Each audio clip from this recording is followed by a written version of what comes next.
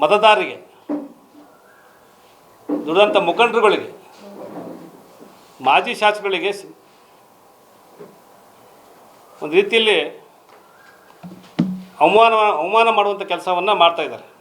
ಹನಗಾಡಿ ವೀರೇಶ್ ಅವರು ನಿನ್ನೆ ಮಾತಾಡ್ತಾ ಸಂದರ್ಭದಲ್ಲಿ ಅನೇಕ ವಿಷಯಗಳನ್ನು ಪ್ರಸ್ತಾಪ ಮಾಡಿದ್ದಾರೆ. ಅವ್ರಿಗೆ ಈ ಸಂದರ್ಭದಲ್ಲಿ ನಾನು ಬಯಸ್ತಾ ಇದ್ದೀನಿ, ವೀರೇಶ್ ಅವರು ಜಿಲ್ಲಾ ಅಧ್ಯಕ್ಷರಾಗಿದ್ದರು. ಹಿಂದೆ ಜಿಲ್ಲೆಯಲ್ಲಿ ಯಾರ ಸಂಘಟನೆ ಏನು,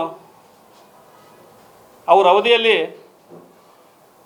ಎಷ್ಟು ಶಾಸಕರನ್ನು ಗೆಲ್ಲಿಸ್ಕೊಟ್ರು, ನನ್ನ ಸಂಘಟನೆ ಏನಂತೇಳಿ ಅವ್ರಿಗಿನ್ನೂ ಮನವರಿಕೆ ಆಗಿಲ್ಲ. ಪದೇ ಪದೇ ಸ್ವಪಕ್ಷದವರ ಪರವಾಗಿ ಸುದ್ದಿಗೋಷ್ಠಿಯನ್ನು ಮಾತಾಡ್ತಾರೆ. ಬಹುಶಃ ನಾನು ಬಯಸ್ತೀನಿ ಈ ಸಂದರ್ಭದಲ್ಲಿ, ನೀನು 3 ರಿಂದ 4 ವರ್ಷ ಈ ಜಿಲ್ಲಾಧ್ಯಕ್ಷ ಆಗಿದ್ದಲ್ಲಪ್ಪ, ಈ ದಾವಣಗೆರೆ ಜಿಲ್ಲೆಯಲ್ಲಿ